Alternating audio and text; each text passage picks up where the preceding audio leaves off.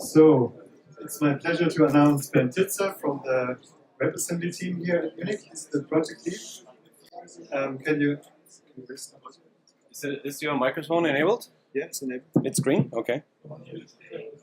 Then speak louder. Speak louder. It was louder before, so something changed.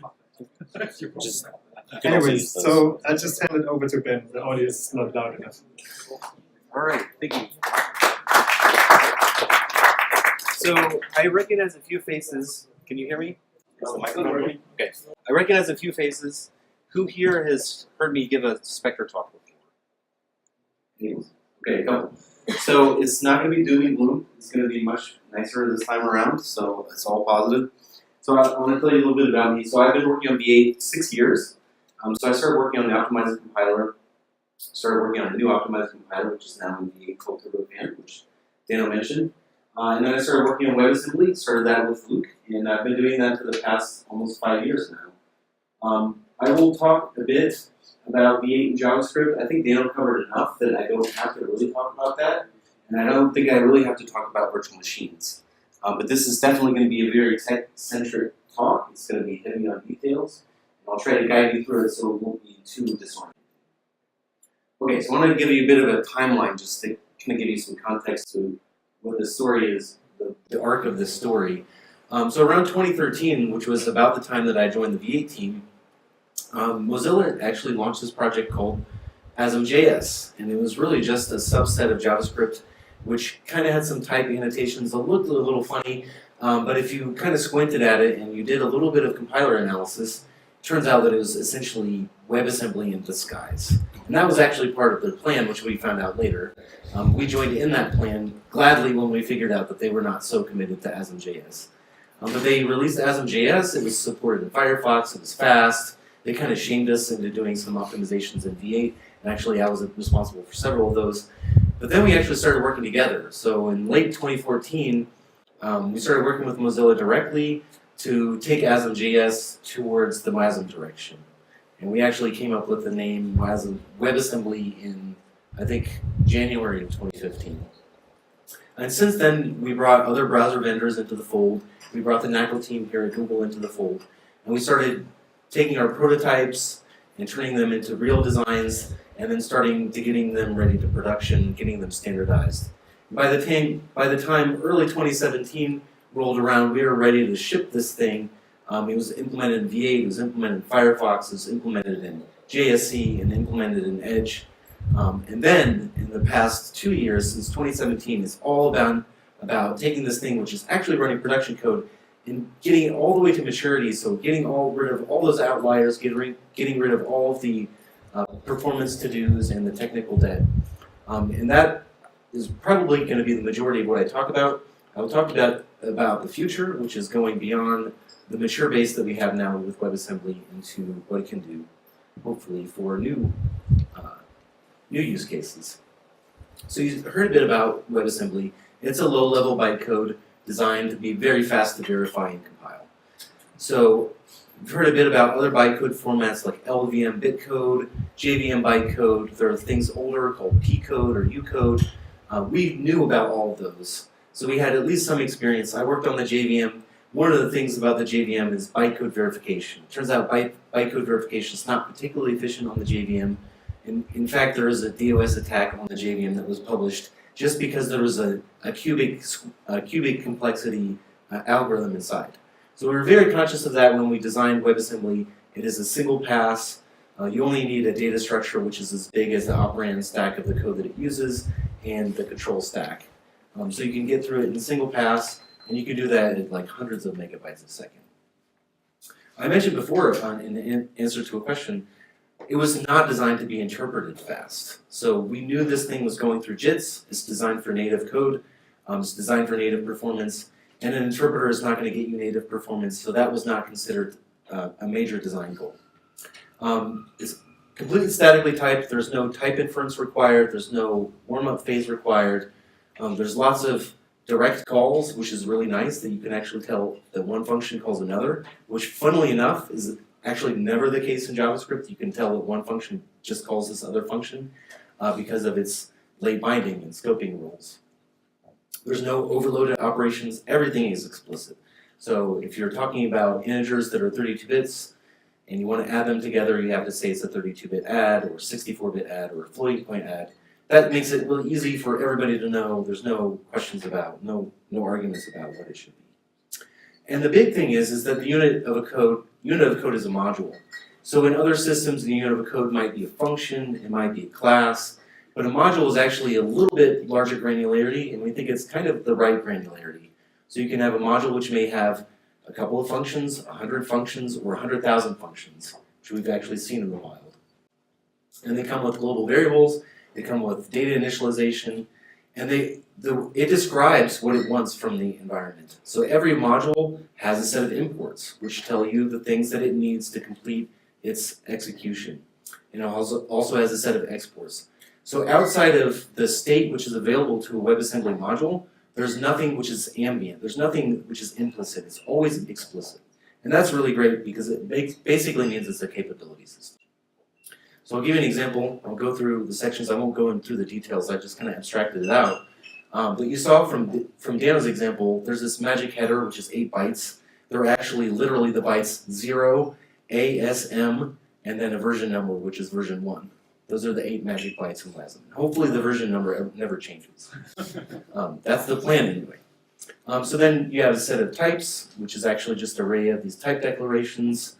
You say how many there are. The parser just runs through them in order. Every one of these sections is identified by a single byte code. It's a binary format, so it's designed to be very efficient. So after you declare the types, you can use the types when you talk about imports. So importing functions, importing globals, importing memories, that type of thing. And then you have to declare the functions, and this is just basically where you say what their types are. The code actually will come later, and the reason why is that we wanted to squash all the metadata of the module to be at the beginning, so that if you're sending it over the network, the thing on the other side actually has the most information before it gets to the code bodies, which it needs last. So tables are basically how we do indirect function calls. Memories, you can only have one memory currently, but it's basically a description of how big the memory is, whether it comes from outside, whether it can be grown and things like that, or whether it can be shared. There can be global variables in the module. Currently it's not observable whether they're thread local or not, because threads are actually not part of WebAssembly, they're actually part of the web platform. WebAssembly plays a role in threads, but the global variables in the threads in the web platform are actually not shared across workers. And then we talk about the exports. Now that we've declared everything in our module, we can export some of the things. So we can export some functions, some memory, or tables, or any of those things. And then the big chunk actually at the end is the code and data. And after you've gotten to the code section, you actually know all the metadata about the module. So you can set up all the internal data structures that you need in the VM, and then you can start compiling functions as they come in. And typically in the wild, the code is about 90% of a module's actual bytes. So that means that we only need to see about 10% of a module before we can start compiling when it comes over the network. Okay, so here's an example of bytecode. So this is text. This is not exactly the official text format, although there is one. Just to give you a flavor of what it looks like, functions are statically typed, so they have a static signature. They don't take a variable number of arguments. You have to declare exactly how many arguments you have and what their types are. And then you also have local variables, which you can declare as well. And then the code starts immediately after that. Like no frills, no funny annotations, or any other sort of overhead. You can imagine that essentially every one of these things, every one of these names is essentially a single byte. And if they have parameters, those are typically a variable length encoding, so those are usually 1 byte apiece. So you can see roughly how many bytes this is. This is probably about, I want to guess about 20 bytes of code. So it's typed, it's a stack machine as Dana mentioned. There's structured control flow, which was semi-controversial, so you can't have just arbitrary go-tos in your program. You actually need to organize your program into blocks, and the blocks have to be nested. So you can only break out of a block to the end, but you can also use if, else, and end. And if you want to go back to the beginning of a block, you have to declare that as a loop. I don't have a loop in this example, but that guarantees that you have a control flow graph that comes out that's structured, and it doesn't have irreducible control flow, which is kind of a problem for most compiler backends. It turns out that C does have irreducible control flow, so when you compile C to WebAssembly, you have to do something. So you run an algorithm where you basically turn the code into a giant switch statement with a loop.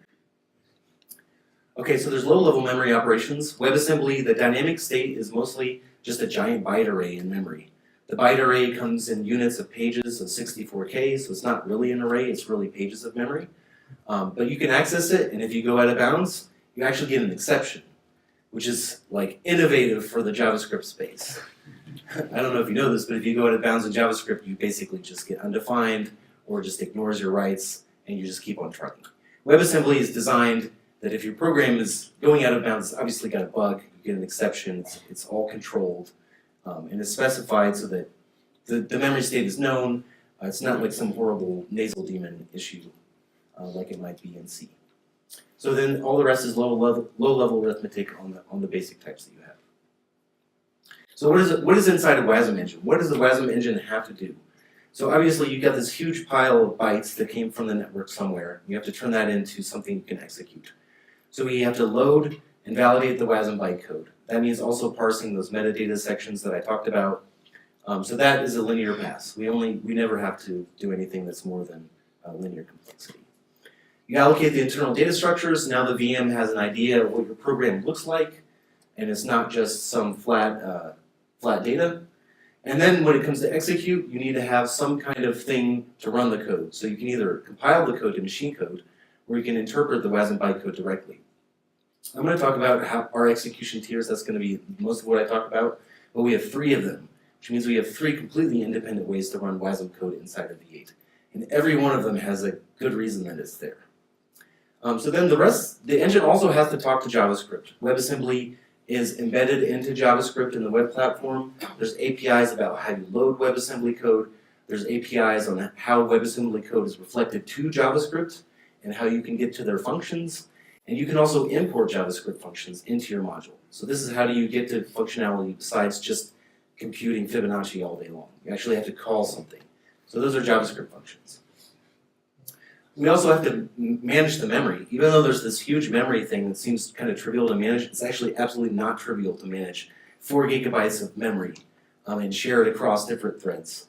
So we have to do that and integrate it into V8's memory management strategy and do that in a way that's safe, because if you screw that up, that's a bug right there that's exploitable.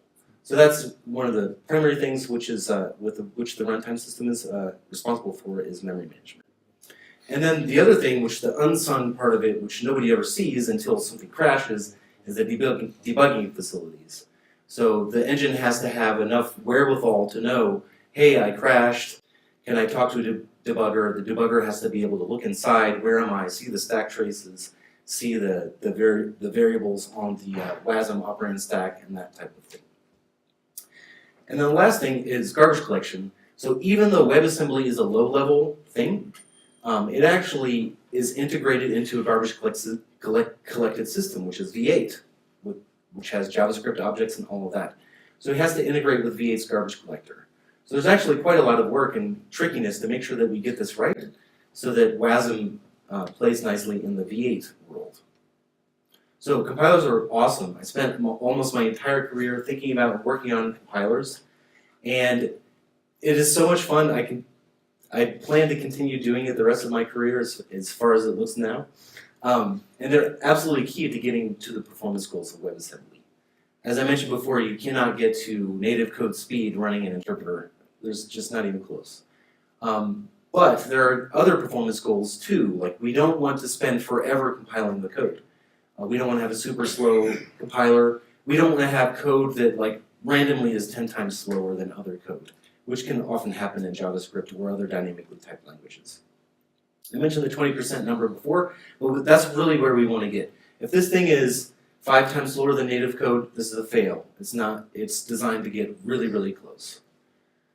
So this is actually easier than it seems because we reused tons of work that went into V8 to make JavaScript fast.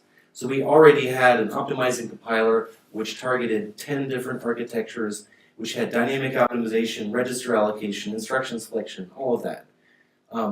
We could reuse the back end of that to basically make WebAssembly fast right out right out of the gate. So when we shipped WebAssembly, we actually used to, and I'm going to talk about why I say used to, we used to actually compile the entire module up front. We would take the optimizer compiler and optimize every single function in there at the highest optimization level and get the best code.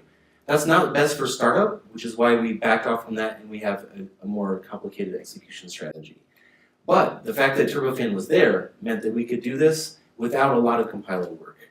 There were a few instructions that we had to add to Turbofan that weren't necessary for JavaScript, but were necessary for WebAssembly. What we basically had already, the kit was right there. It's the same for all the other browsers. They all have really heavyweight JITs to make their JavaScript engines competitive. We're always neck and neck in this horse race for JavaScript performance. So Spidermonkey, also same situation.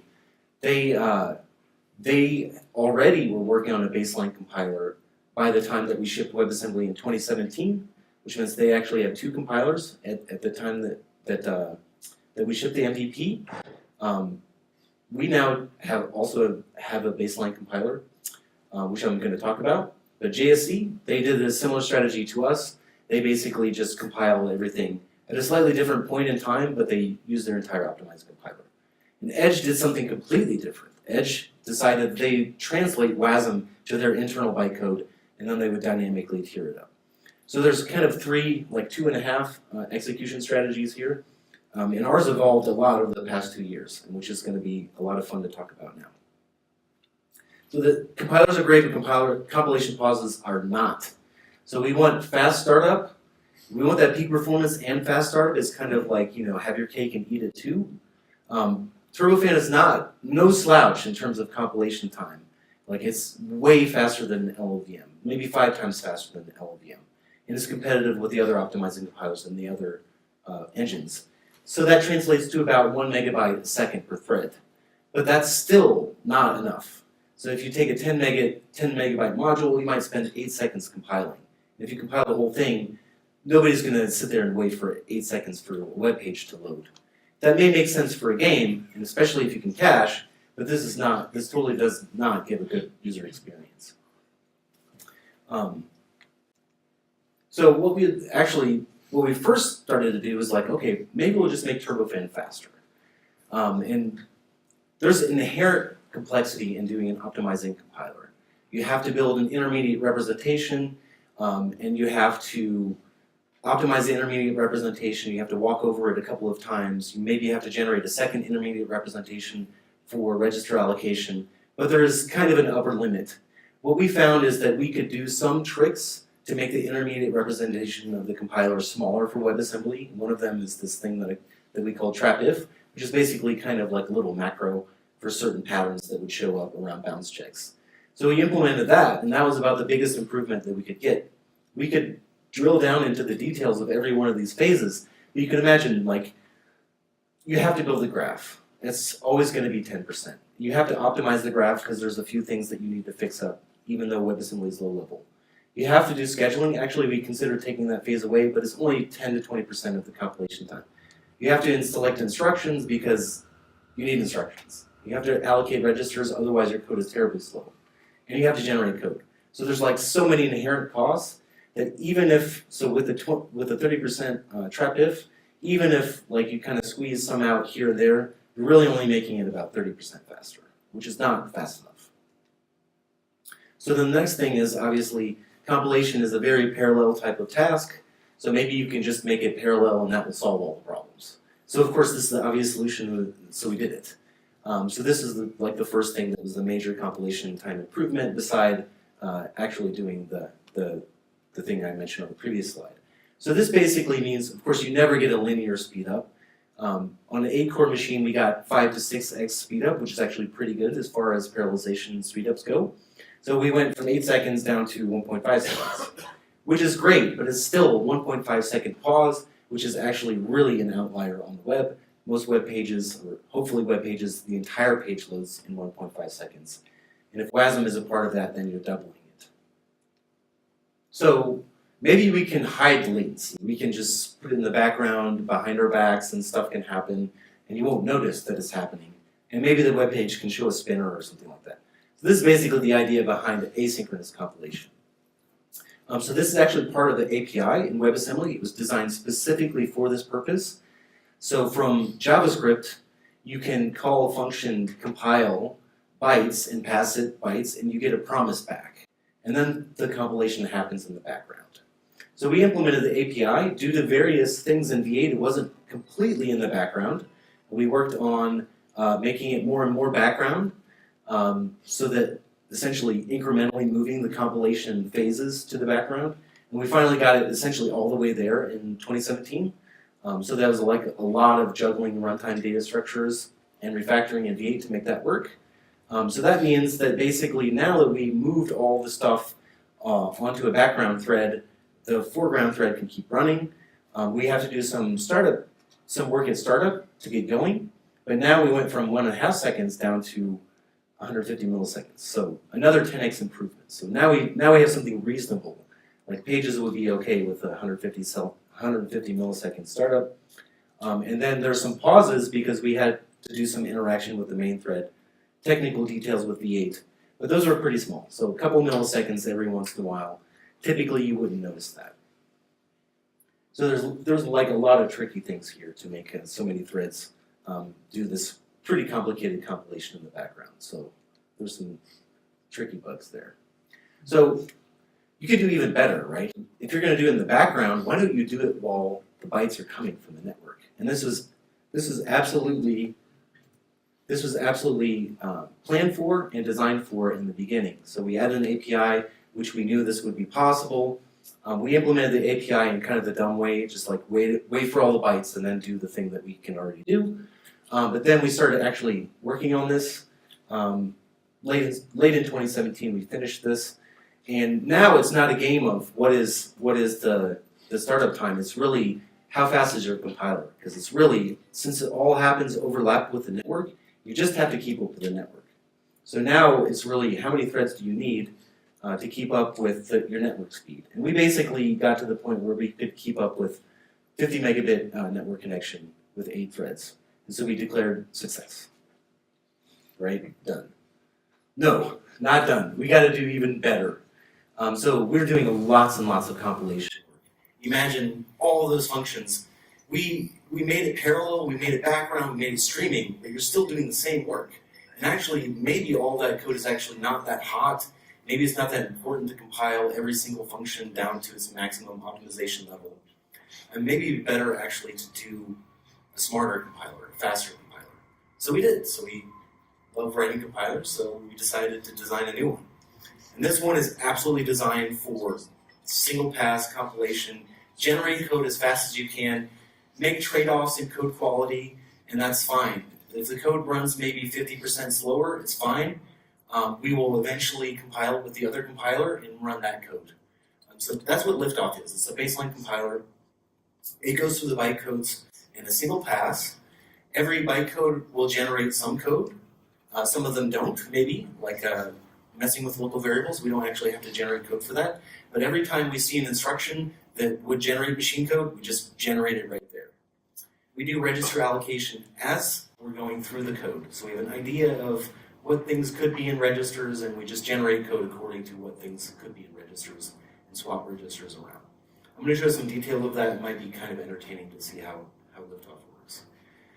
We knew that we were going to have to port this to every architecture. That's the trade-off in doing a new compiler, especially when V8 has, I think, 8 supported architectures. We're actually down from 10 supported architectures.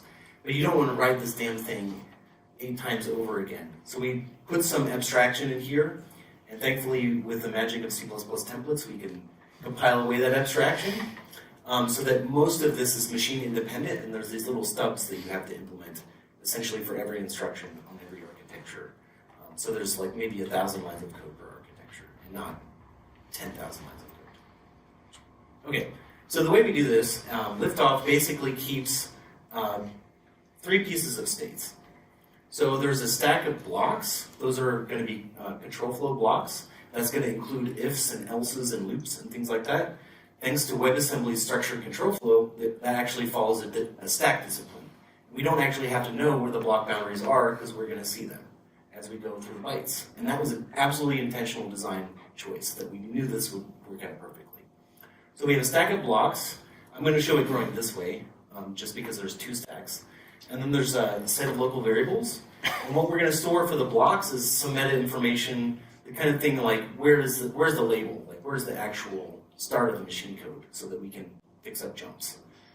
For locals, what we're going to store, the abstract state is this thing in a register? Is this local variable in a register? If so, which one is it? If it's not in a register, we'll assume that it's in a very specific place in the stack, which is statically allocated. So we only really need to keep a few bits of information per local. And then the operand stack, because it's a stack machine, is gonna grow and shrink as we compile the code, and it's gonna store the same abstract values. So the values are basically what you see here. Either it's spilled, we don't even have to say where, because everything statically gets a location in the stack frame, or it's a register, which is in the set of registers. But we also track small constants, because if you push a constant onto the stack and then you add something, we can generate one machine instruction for that.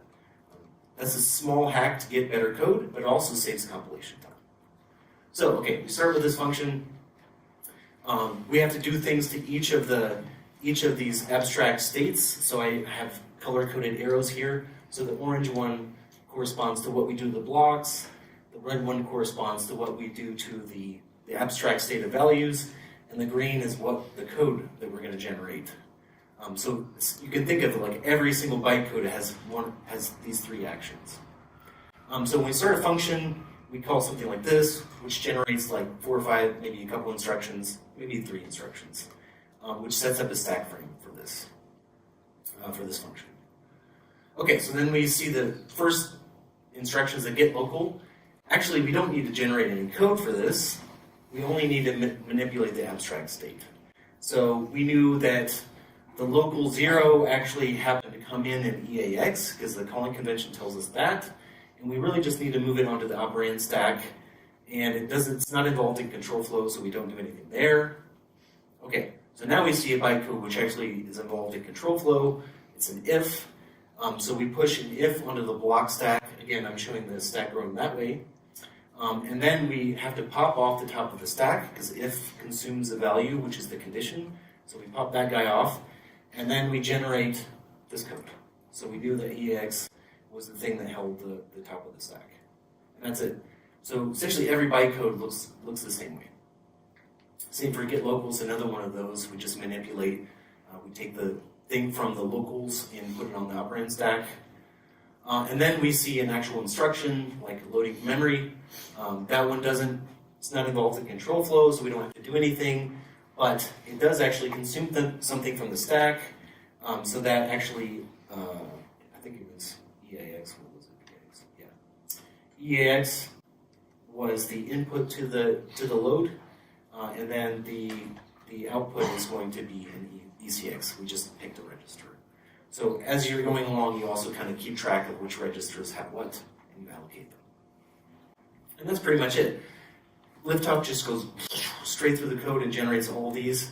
And then at the end, it has to fix a couple of things, like fix some jump targets, and then you're done.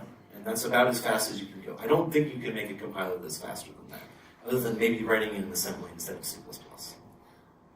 So what that got us is now compilation work got 5x less, because the compiler is 5x faster.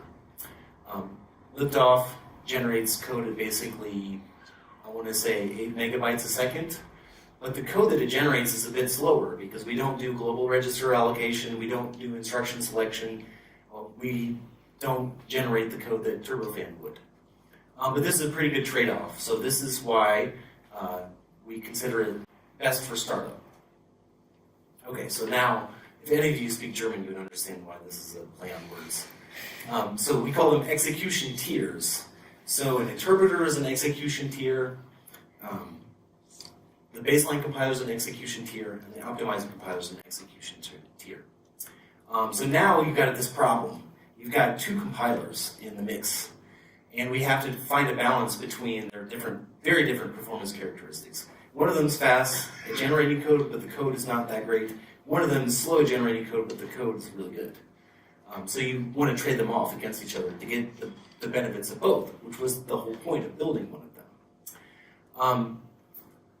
So We also have an interpreter too. I'm not going to talk much about that. We only use that for debugging. We made the decision not to use it for production because we actually measured carefully. We found out that it would actually be worse to try to use the interpreter, which supposedly would be faster because it doesn't have to generate code, than liftoff.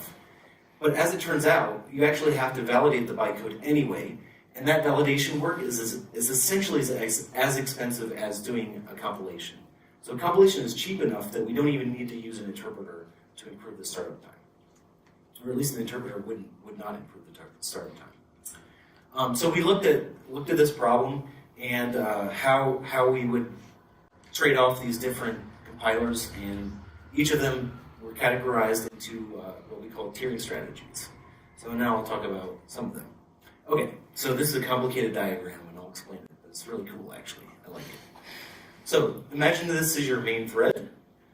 So the blue is basically the work that you have to do for a module up front. So you get a module, you start compiling it, at some point you're done, you instantiate the module, and now you can start running it. It's color-coded by execution tiers. So the lighter green is the unoptimized code from liftoff, and the darker green is optimized code. So in this execution, this is where we do ahead of time, which is, I never explained what AOT is. It means ahead of time. We use liftoff to compile all the functions. So there's a point at which we're done with all the functions, and we can declare that the module is done. And the reason why we want to finish them all is so that we can run them all, and we never run into a function where we don't have code. Because if we run into a function we don't have code, we have to stop. We don't want any jank on the main thread, so there's zero jank on the main thread. As soon as we're done with liftoff compilation, now we can start in the background with one less thread turbofan compilations. And as the turbofan compilations finish, we start using the new optimized code. And then at some point, all of the turbofan compilations are done, and we're finished, and from here on, now we'll run completely with optimized code only. So you'll eventually get to the peak performance, and there will be this like little region in here where you're not quite as fast, but there's no jank at all. And that's actually pretty good. This is actually what we decided to do. This is our main candidate, and this is actually what we're running in production now. I'll talk about a couple of alternative strategies in a minute. So the main advantage is that we get the short startup pause. It's a smooth warm-up. We don't have any jank there. The problem is actually, and we have this problem now because people are feeding us massive WASM modules. It takes double the amount of memory. It actually takes more than double the amount of memory because liftoff code is a little bit less optimized, so it's a little bit bigger too. It's about 50% bigger. So it's basically 2.5x in memory consumption. And it doubles the compile time. Well, not necessarily doubling, but it adds, you essentially do all the compilation work. So it's not perfect, right? So there's another way you could do this. We actually decided not to do this because of the potential, because of the longer warm-up, as you can see, hopefully with the disadvantages over there. The idea here is that we will still do the AOT compilation with liftoff, so we'll get to a point where we're done with all the functions, so there will be no jank. So there will never be a function that you hit here that's not compiled. But what we will do is we will just not compile everything with turbofan, but only the hot things. So only the things that seem important. You need to know which things are important. Question mark. There's ways to do this with profiling. But the idea is that at some point during the execution, you trigger these turbofan compilations, and you only compile those. That means that you have a much longer time before you get to all the functions being compiled, and maybe that the difference between liftoff code and turbofan code is big enough that that's a problem. But the good thing here is that you still have the short startup pause, you still have this smooth warm-up, there's no jank. We actually do less overall compilation work because you only compile with the optimized compiler certain functions. But the problem is that it takes longer for you to get to the steady state, the optimized state. You can do this another way, which is even more extreme. So this one, actually, we decided not to do because of the jank that we'll introduce. But the idea is that, hey, why do any work at all? Let's just not compile anything. So in the start pause is like 0. And then what we'll do, we'll just start running. And then every time we hit a function that we've never seen before, we'll just compile it with liftoff. And the best side of that is that the startup pause is minimal because it's essentially 0, but you have this potential for jank in here. You can also augment this so that you eventually get to the peak performance by doing some kind of profiling and compiling with the optimized compiler as well. So this is like kind of just a more extreme version of the previous one. The main disadvantage is that you end up with this jank. So we decided not to do that one either. You could go even farther. So you could do the liftoff compiles in the background, but you could actually start running earlier, because maybe you don't actually need to wait for liftoff to finish everything.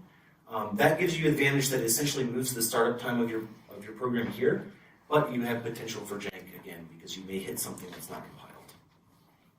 So we basically decided that the trade-offs were best in the first one. So that's what we ship now. That's our production configuration. But we have a bonus configuration, which is to actually add some hints. So we have an intern working on this now. And the idea is that what if we had some static information that could give us a better idea of which things are important to compile up front and which aren't, and which things are hot and which aren't. And if this was stable across execution runs, so you can imagine just putting this in the binary, and then now we have even more information and we can make better decisions. So the idea is that basically a module comes with a little hint section that tells you for every function which tier is best and whether it should be compiled at startup, basically. So now the startup phase can actually have turbofan compiles inside, and you may actually have liftoff compiles inside. And if they've done it right and they told us all the functions that we should compile up front, they won't hit any jank. So this is something that we think that may actually be a good configuration in the future. The disadvantage here is that it's a static heuristic. So if the module is like bad or has no heuristics in them, then we don't get any information. They could actually have really bad heuristics, and then they end up running really terribly. But it has the potential that they could run much faster. And of course, you have to build tooling and profiling in order to be able to ship this for real. But we have a prototype of this working in V8, at least in the engine, and we've done some experiments that suggest that actually this might be good. Okay, so this is what it looks like. That's what we built. Actually, there's a lot of complexity. We do a lot of work to hide startup time and to give you this magical native level performance. It's been a lot of work. It's been a lot of fun, but we're not done. Just to give you an overview of this is like a 3-year kind of time arc here. Started working on parallel compilation, then doing asynchronous compilation, streaming compilation, baseline tier, and then implementing a tiering strategy, and now a prototype here. So the problem that we had with the configuration number 1, which I mentioned, was this memory consumption. So we're trying to solve this now by garbage collecting the code we garbage collect the unoptimized code when the optimized code is swapped in. So this is really tricky. This is vastly multi-threaded, potential for race conditions, potential for horror and crashing a lot. But it kind of works. We actually have a prototype, and we're actually experimenting in production now. We actually have a flag that we can turn on and see if this. We experiment on users all the time. So one thing that's actually really important, which I didn't talk about, is security in all of this. So WebAssembly is kind of inherently secure by design. It's a very small surface area. It doesn't have a lot of compiler analysis required to remove bounds checks to be fast. So we can just have bounds checks on all the time. But nevertheless, there are bugs elsewhere in V8. And bugs elsewhere in V8 that allow you to write to arbitrary memory are terrible. Because then if you write to executable memory, then they can write executable memory in there and execute it. So it may not be the WASM engine's fault. It may be even a bug in Chrome, because Chrome is also big and has out-of-bounds writes. But if you have this potential for remote code execution because you have these writable code pages laying around because you have a dynamic compiler, that's really bad. So for JavaScript, we have one solution where we don't ever have machine code page that's writable and executable at the same time. But for WASM, because we're doing so much parallel compilation, asynchronous compilation, we actually need this. So now we're working on how are we going to do this in a way that we can still have parallel asynchronous compilation and tearing up, but it's actually never writable from the processes executing it. So moving the JIT to another process, and that process has write permissions to the machine code pages, but we don't. So there's some serious trickiness here, and we're hoping to be able to have something going in a quarter or two. Okay, so this is mostly about compilers. I really love working on compilers. It's one of my favorite things. I think everybody should try to write a compiler, and it's okay if you fail. But there's tons of runtime stuff that had to happen here too. All this sort of stuff behind the scenes to make the integration with V8 and its garbage collector and with JavaScript and how JavaScript objects work. That is actually serious work.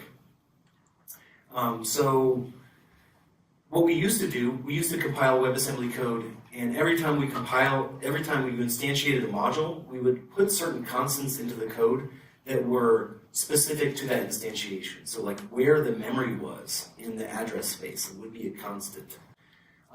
That was basically what we called code specialization. And that basically saves one register. It makes it possible for you to run faster. But actually it turns out that people want to instantiate the same code more than one time.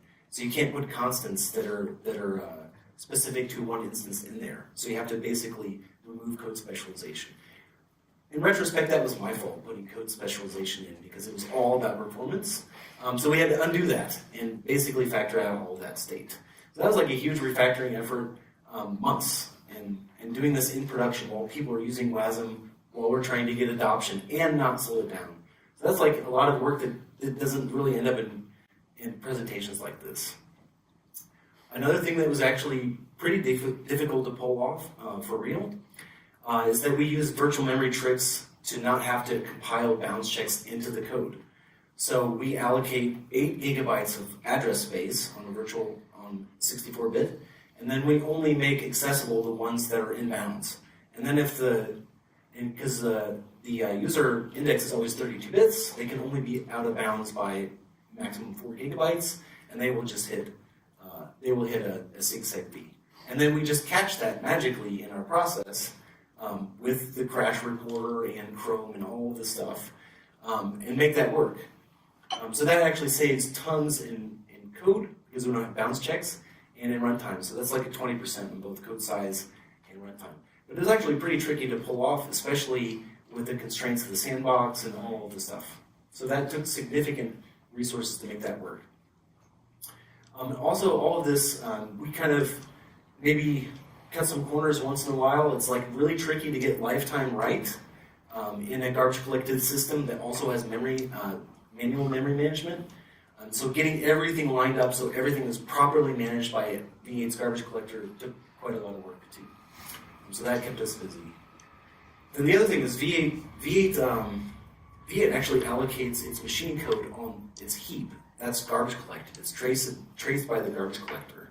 They're in special pages and they have different permissions, but they basically look like objects. That didn't work for WASM. And the reason why is that we need to share machine code across different isolates that have different garbage collectors that are concurrently running. So we actually had to move to a completely different code representation and like refactor the entire thing. Again, all in production, so that we could share the code. And then we had to make the whole thing multi-threaded because WASM actually supports threads and runs the web platform's threads. So there's tons of work to do that too, while all the compiler work was going on. And then now the most recent thing that I've been working on is all the technical debt of managing array buffers throughout Chrome and V8. There's just some gobs of manual memory management that doesn't quite work correctly.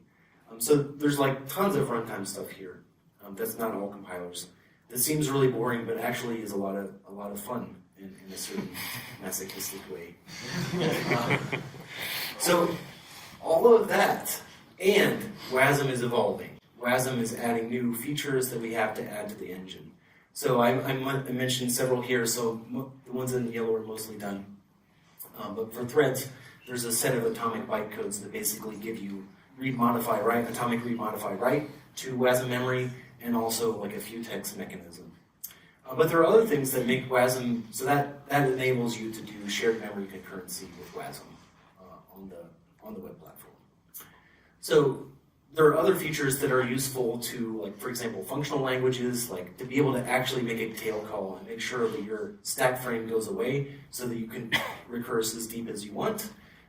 There's a long, sad story of that not flying in the JavaScript space, but it's really easy to do in terms of surface area and WebAssembly. You just add 2 new bytecodes, they're tail call bytecodes, and you just use them.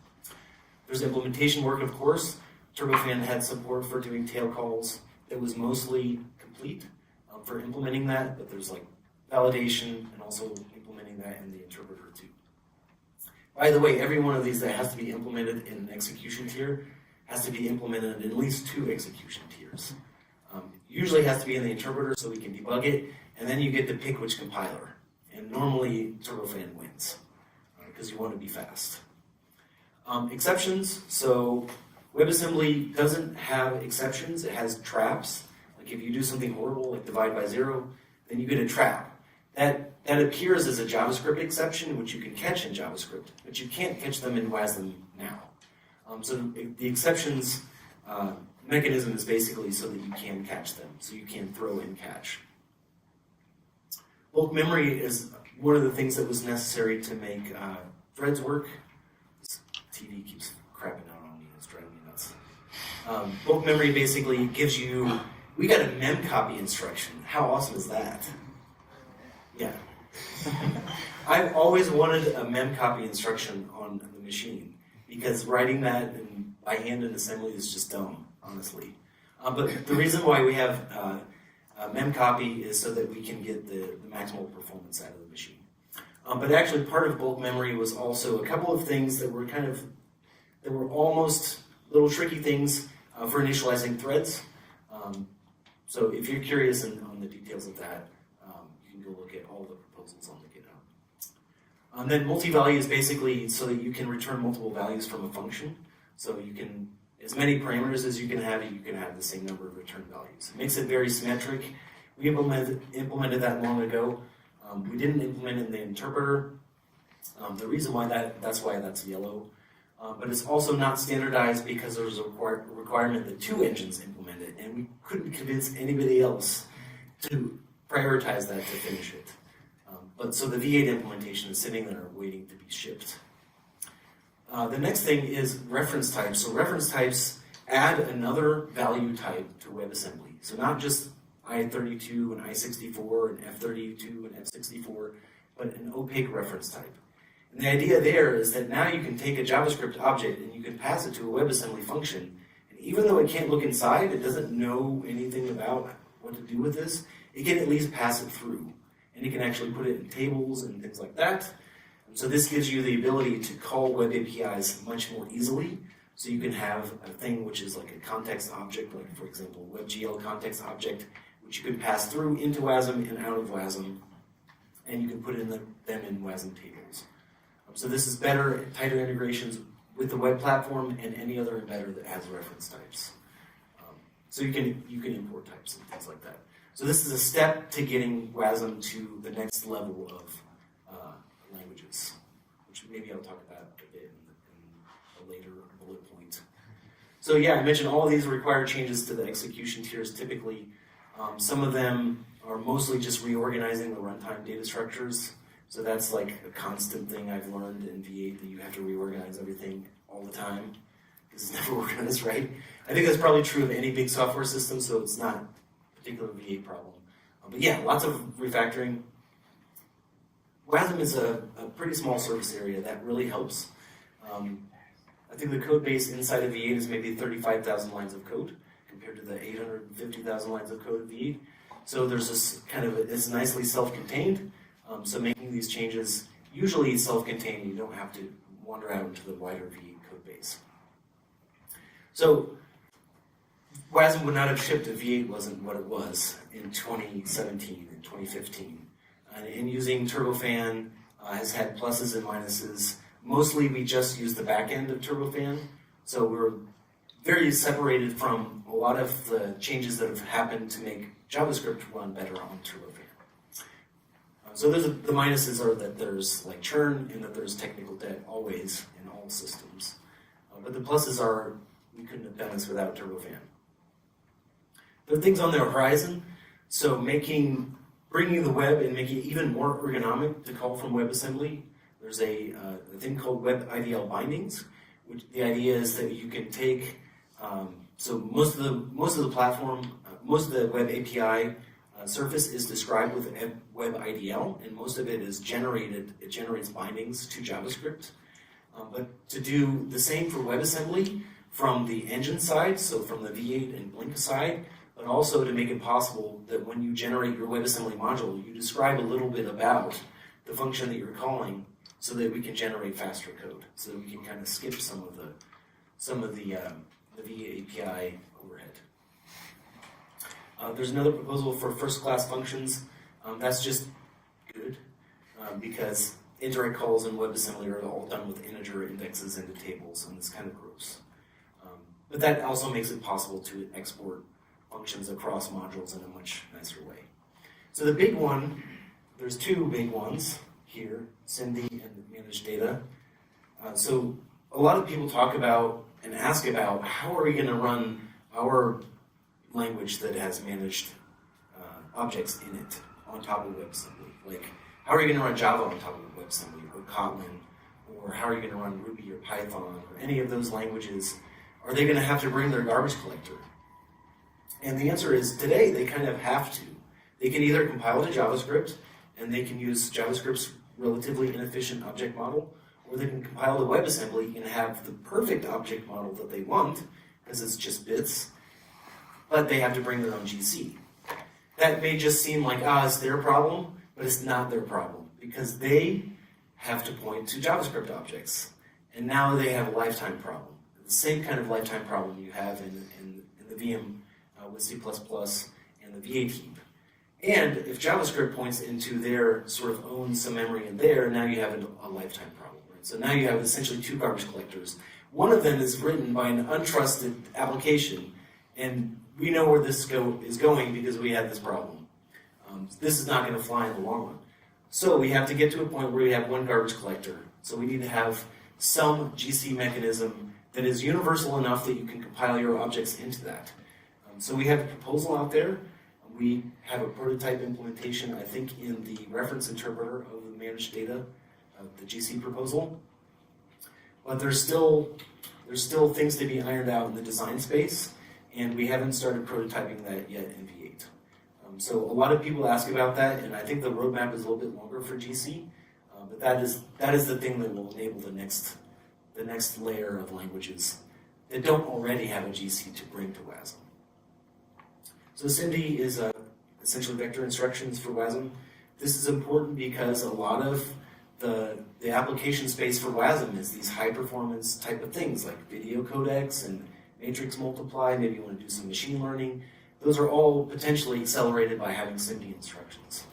So we have a prototype implemented in V8 that exposes a sort of machine independent SIMD set that has 128-bit vectors. And we're trying to get buy-in from everybody to get on the same page. So I think the edge, not that it matters, considering that they're using V8 in Chromium, but I think they had an implementation of something similar to our SIMD proposal, and also Firefox. And it's been about getting everybody to the same proposal and ironing out some details about whether this shuffle does that or this. But that's coming, and that actually can be quite a big boost. That can be a 4x boost for some code. And then a smaller one, which is allowing the full 4 gig range of memory. That turns out to be my last slide. So that's all I got. I can take questions now.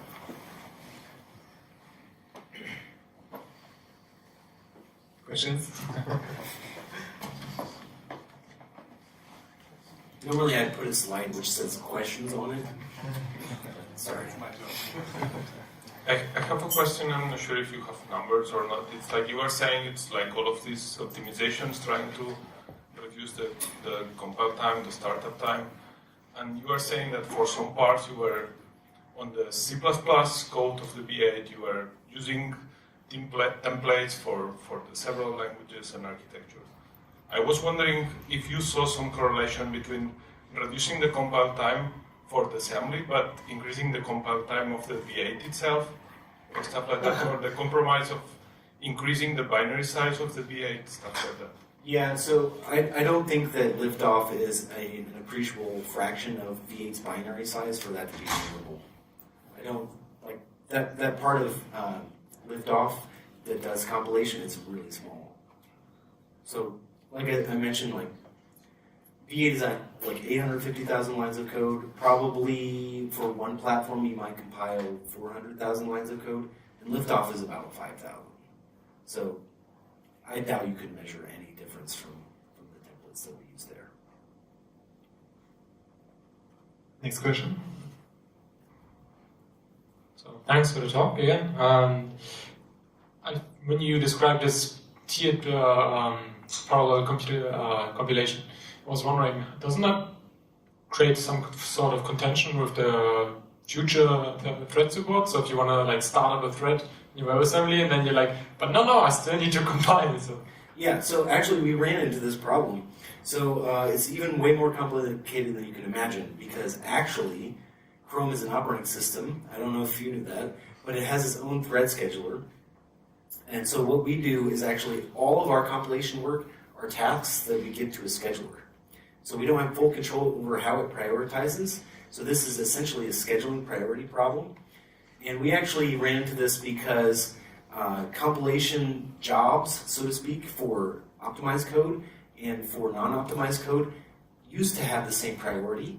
So if you compile two modules, then the tiering up of the first module would now essentially block the baseline compile of the second module. So then you screw up the startup time. So it actually has an OS scheduler. It has a scheduler with priority. So we introduce priority at least within our compilation jobs, so that at least the baseline compiler jobs have a higher priority.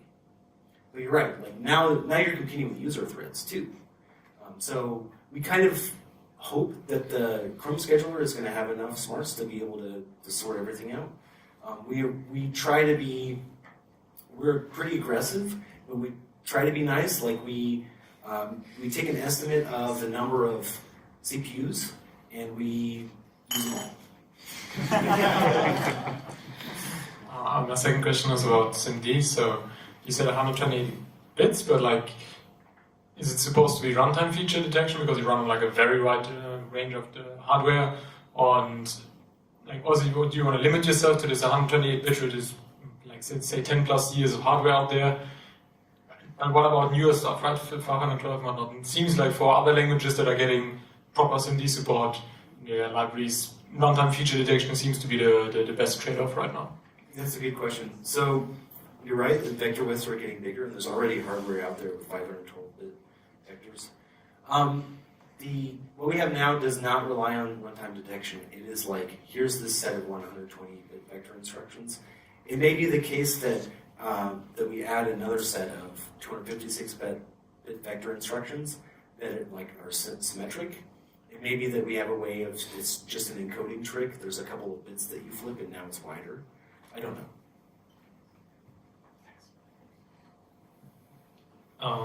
Thanks for the talk. My question is regarding calling, for example, WebGL from WebAssembly. Is it right now going to the JavaScript engine, or it's just directly? Technically, well, it depends on what you mean by going through JavaScript, but we definitely use the same calling path that JavaScript does. I don't think we would actually execute any JavaScript source code, but the way WebGL is hooked up through the V8 API, we have to go through the same level of wrapping and unwrapping that JavaScript does. And that's exactly what we're working on with Idl Bindings, is to make that like a straight path through. Thank you. So that means WebGL is expressed in WebIDL? Yes, it is. Anyone else? What about the idea to build Chrome to run as a container and then execute applications in the container and pre-compile those applications? So I'm not sure what the advantage of using like the whole web platform for Chrome, kind of like an Electron type thing. Yeah, like you said that Chrome is an operating system, right? So you could imagine running this as a Docker container. Yeah, I was being slightly facetious. It's not a complete operating system, but yeah. So there's a capabilities effort to add more things to the web platform to basically make it possible to write PWAs that basically are like native apps, and they're essentially sandboxed. As far as WebAssembly and sandboxing, there's lots of possibilities now. It's actually great that there's lots of possibilities. So I think maybe Daniel mentioned Fastly, or maybe it was Thomas that mentioned Fastly. They essentially have that. Like WebAssembly is their thing that run as a unit on their system. I think it makes a lot of sense to think of WebAssembly as the core of a container system. But it itself, it needs more capabilities around that. Whether that's web capabilities from Chrome or from our own web capabilities effort, I'm not sure. I kind of hope that there are lots of possibilities in this space. I think there's actually a quote from one of the founders of Docker that said, if WebAssembly would have existed back then, they wouldn't have invented Docker. Which is kind of a quote to quote. So the next meetup will talk about this in more detail, I think.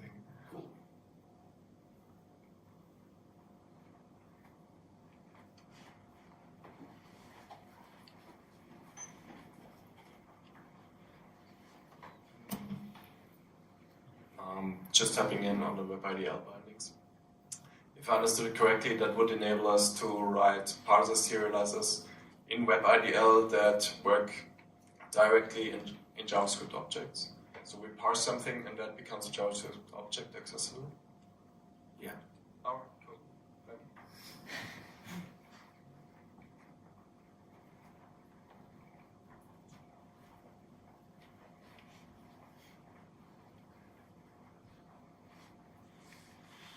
So I have a question regarding the compilation process.